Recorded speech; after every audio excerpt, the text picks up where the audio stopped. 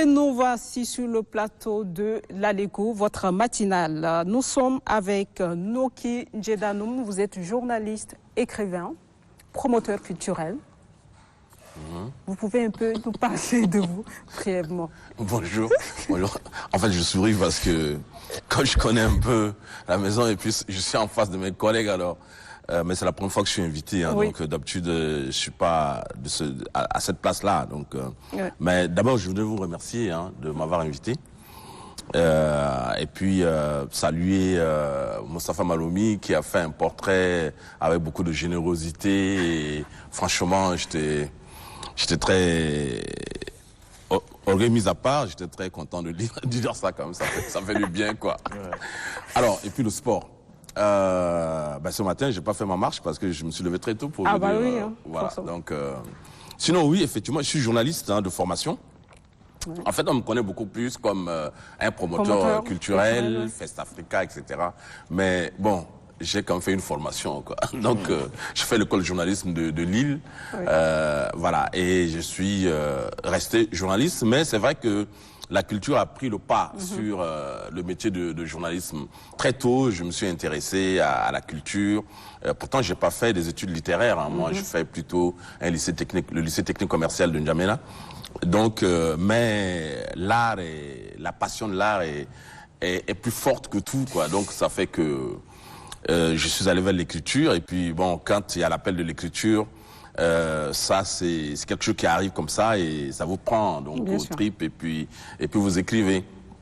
Mais je suis retombé sur mes pieds quand même parce que bon, après tout le journalisme c'est l'écriture, donc voilà, c'est ce que je peux dire. Ça va aujourd'hui, vous vous retrouvez dans le journalisme. On va dire que vous animez aussi une émission à la télé Tchad. Hein? Ouais, Fest Africa chaud, ça fait chaud au cœur. J'aime bien entendre boum, ça quand boum, boum. Ça fait boum boum boum après. Boum, boum, boum, boum. Mais pas le matin, hein, et puis pas le direct, parce que vous êtes très fort, vous faites du direct. Moi, je ne fais pas de direct. On se cache et puis après on diffuse. On nettoie un peu. On nettoie et tout. Là, on prend les risques. On prend beaucoup de risques. Donc je vous salue. Merci beaucoup, merci, voilà. Ça fait plaisir. Alors, moi je vais revenir un peu à votre passé. Oui. On va dire qu'on a enterré Fest Africa. Après, le nom, il est encore là. Oui, oui. On pense souvent à cela, ça nous revient. Il y a aussi, je pense, un espace qui a été dédié à Fest Africa. Oui. Pourquoi la mort subite de Fest Africa? Ah, c'est une bonne question. Souvent, on me pose cette question et j'ai toujours pas de réponse. Oui. Bon, tout simplement parce que, en fait, j'ai créé des événements qui sont très ambitieux, si je puis dire, hein. Même si c'est parti tout petit, hein. Petit, ouais. Évidemment. Après, jusqu'en 2003, lorsque nous avons fait la première édition de Fest Africa, qui s'appelait Fest Africa sous les étoiles à N'Djamena, après le Rwanda. Et c'est un projet d'une telle ampleur que j'arrivais plus. Après, j'ai fait une édition en 2005. Oui. Et quand je voulais relancer en 2007, parce que je voulais que ça soit une biennale, là, j'ai fait le retour au pays. Oui. Et je ne trouvais plus les mêmes moyens pour faire le festival à ce niveau-là. Il aurait fallu peut-être rester à l'étranger. Mais bon, je suis tellement attaché à mon pays que j'ai dit non. Moi, je suis revenu en 2003, 2007 et depuis, je ne repars plus nulle part ailleurs. Mais j'arrive pas à faire Fest Africa comme je veux, quoi. Donc du coup, je suis retombé sur mes pieds de journaliste en créant Fest Africa Magazine, en créant des événements quand même culturels, comme en 2012 lorsque j'ai lancé le CAP Tchad, le collectif des artistes pour la paix durable au Tchad. 2021, hein, oui, les élections pendant la campagne électorale. Comme j'avais constaté que la tension était tellement vive et j'avais peur, je pensais que ça allait exploser. Il fallait faire quelque chose. Et là, j'avais lancé aussi le collectif pour la paix au Tchad. Donc, je fais des choses comme ça. Et puis maintenant, Fest Africa Show. Bon, mais je rêve toujours, puisque après, j'ai publié un livre qui s'appelle... On en rêve de toutes les façons, parce que ça a bercé quand même, on va dire, l'enfance ou la jeunesse de beaucoup de personnes. Oui, moi, je retiens un peu les images au niveau du lycée. Oui, c'est ça, c'est ça. Ce sont des images qui restent encore. Oui, sur la peinture murale au lycée Félix Éboué. Voilà. Oui, c'est vrai. Il y a même une jeune fille qui est maintenant, elle passe en terminale, je crois, hein, au lycée Sacré-Cœur qui s'appelle Festafrica, hein, Oui. parce que elle est née en novembre 2003.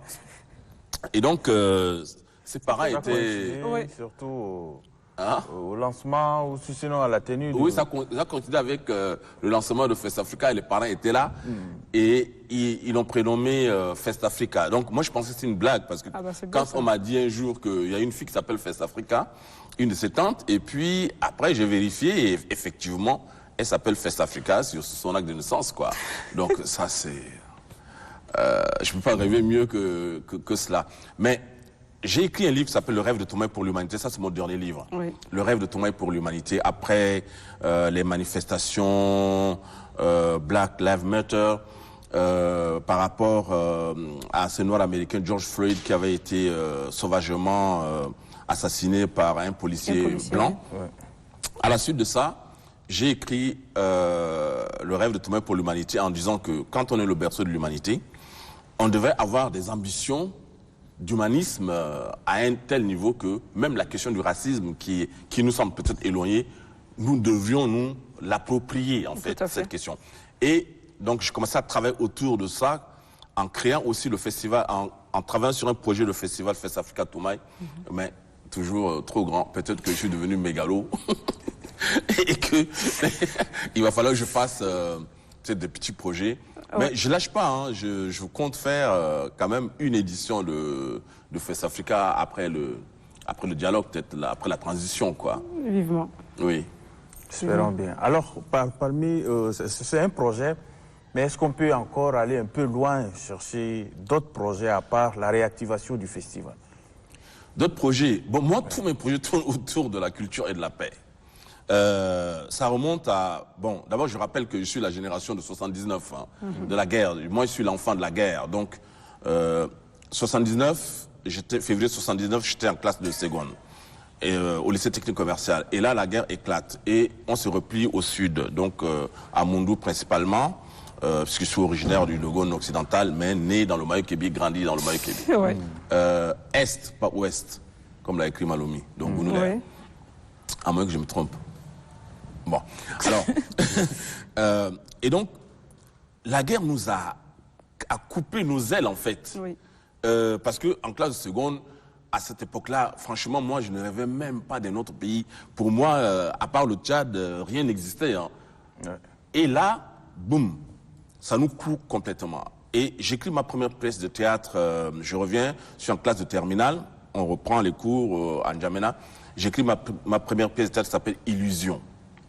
Donc c'est l'histoire de deux jeunes, Khadija qui est de confession musulmane et Ndouba Idi qui est de confession chrétienne, après la guerre, qui sont tellement amoureux l'un de l'autre, puisque vous avez parlé de l'amour tout à l'heure, tellement amoureux l'un de l'autre, mais de part et d'autre, et là on est vraiment dans le débat est lancé dans le dialogue, là ça m'a fait sourire, parce que au dialogue ils ont encouragé les mariages interconfessionnels, ça fait partie même des recommandations, quoi.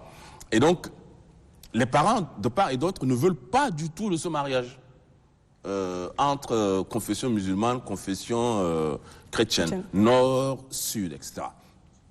Et les deux jeunes, eux, ils sont allés au-delà des, comment dire, au-delà des prescriptions des parents, de ce qu'ils veulent, de cette division, etc. Et Ndouba Idi est allé étudier le cinéma à Ouagadougou. Et il revient, et Khadija, qui l'attend toujours, très amoureuse, hein, qui l'attend. Quand même, hein. Oui, très, très amoureuse, qui l'attend. Et là, ils font un enfant qui s'appelle Sud-Nord. Ah. Sud-Nord. Tu vois? Ah, Sud-Nord. Sud et Nord. Ouais, Après, Sud-Nord. c'est beau. Hein. compris Moi, ça. j'apprécie beaucoup cette histoire. C'est comme on dit toujours, hein, laisser les gens se marier entre eux, quoi. Ça fait du bien. Le mixage, ça fait toujours quelque chose de beau. Ça fait que c'est des liens, en fait, qu'on essaye de resserrer entre les gens. Mais moi, au-delà de tout, je vais repartir un peu dans vos voyages. Vous avez beaucoup voyagé, vous êtes beaucoup resté à l'étranger. On va aller très rapidement, il reste que quelques minutes, quelques secondes. Qu'est-ce que vous retenez de toutes ces années? Aujourd'hui, vous êtes revenu au pays. Est-ce qu'il y a eu un changement? Non, ce que je Parlons retiens... d'abord de votre départ et maintenant, vous êtes là-dedans. Changement au Tchad ou... Au Tchad, je veux dire. Non, le Tchad a régressé terriblement. Moi, quand j'écoute les jeunes parler français, Même s'ils disent, oui, le français, c'est pas notre langue, mais d'accord, mais le français est la langue officielle. Et la preuve, on est en train de parler en français. Et donc, quand je compare, et c'est grave ce que je dis, parce que je compare le niveau, ma génération, quand on est en classe de CM2, je compare la classe de CM2 au master d'aujourd'hui. Oui. C'est grave. C'est-à-dire qu'on a encore des étudiants en master qui vont dire c'est moi qui a dit, c'est moi qui a parlé, c'est moi qui les ai dit, tout ça. Donc, rien que ça, c'est une chute vertigineuse. Oui. Et je me pose la question, mais comment on va remonter la pente? Oui. Et il y a eu tellement de forums, de forats sur l'éducation nationale, etc., la refonte du système et rien ne marche. Donc, rien que ça. Mais puisque l'éducation est la base, oui, on peut rêver de tout, mais si cette éducation, on ne la redresse pas, je ne sais pas comment on va s'en sortir. Quelle génération de Tchadiens on fabrique? Et donc, puisque nous sommes en plein dialogue, des débats, et c'est peut-être le moment de réfléchir sérieusement sur comment on va refonder l'école. Donc, tout le tour que je fais, c'est vrai que je reste toujours attaché à mon pays, mais je me dis, mais quand je regarde les pays francophones d'Afrique, en restant sur la question de la langue française, l'arabe, n'en parlons pas. Hein. Oui. On parle de l'arabe, le bilinguisme, mais l'arabe, je ne sais même pas si on l'apprend sérieusement. Mais restons sur le français. Nous sommes le dernier des pays africains francophones. Mais c'est très grave.